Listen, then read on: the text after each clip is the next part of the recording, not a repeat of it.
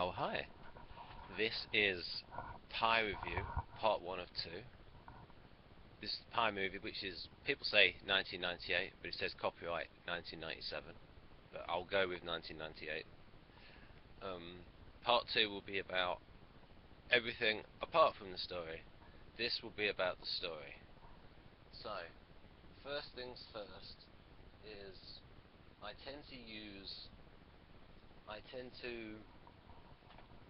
judge story against a yardstick of a neo-Aristotelian yardstick. So it's just this book we read, story by Robert McKee, and then only then Aristotle's Poetics, because this can only be understood properly rather than misunderstood as it has been for hundreds of years after you've had this, viewers. Then if you read Aristotle's Poetics by Stephen Halliwell, this is the analysis. He's now rather interestingly, he has a book which is very similarly titled, something like the Poetics of Aristotle, which is like his translation of it. Not very helpful to have it, but it's got to be Aristotle's Poetics. That's the right one to get. Stephen Halliwell, Professor of Greek, Edinburgh University, has the credentials. And this one, The Writer's Journey, which is mythic structure for storytellers and screenwriters, and this is pretty much a more of a user-friendly version of Joseph Campbell's A Hero with a Thousand Faces. Right, now we'll get into the story. Good things. He is pretty much in every scene. I can't think of a scene in which he's not in. That's good, because it helps the focus of the audience and helps with audience identification with that character. So that's a good point.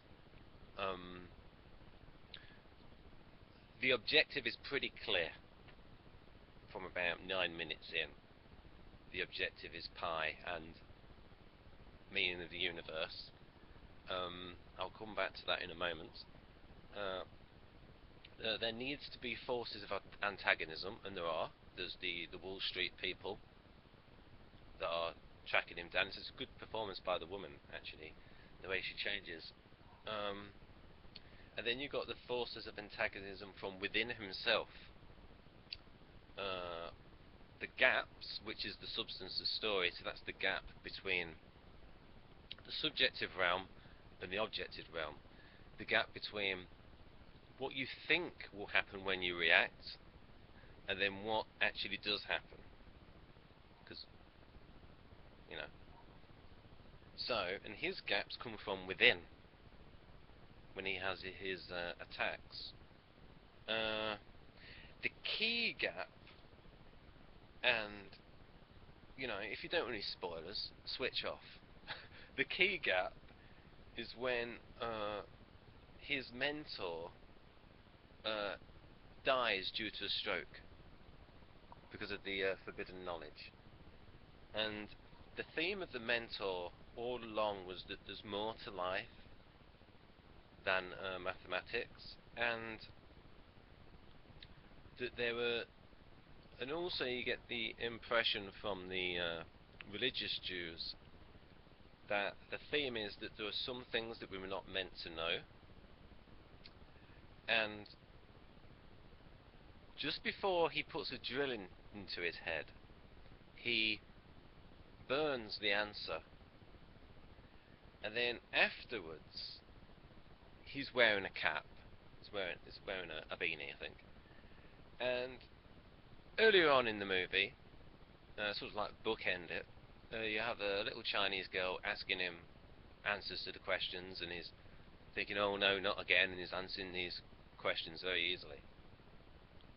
Then, after thematically he has removed the answer from his brain, and she asks him a multiplication question, and he cannot answer it, and he's very happy that he doesn't know.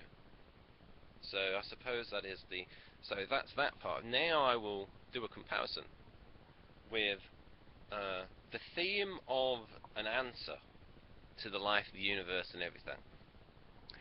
Douglas Adams parodied this in 1978 in The Hitchhiker's Guide to the Galaxy, where he spoofed the actual act of asking a question, what is the meaning of life, the universe and everything, by saying that the answer was 42. And he continued to spoof this by saying, well, okay, well, what's the ultimate question to life, the universe, that gives the answer to 42? What is the question that gives that answer? And he's spoofing that. And when he tried to have the movie made, one of the movie producers, the first time around when he tried to make it, one of the American movie producers said, we really need a better answer to this question than 42. This answer to life, the universe, everything, because a lot of people here in California are very interested in that, and I think you need to deliver on an answer. So, that's it for part one. So, yeah, I will stop it now, and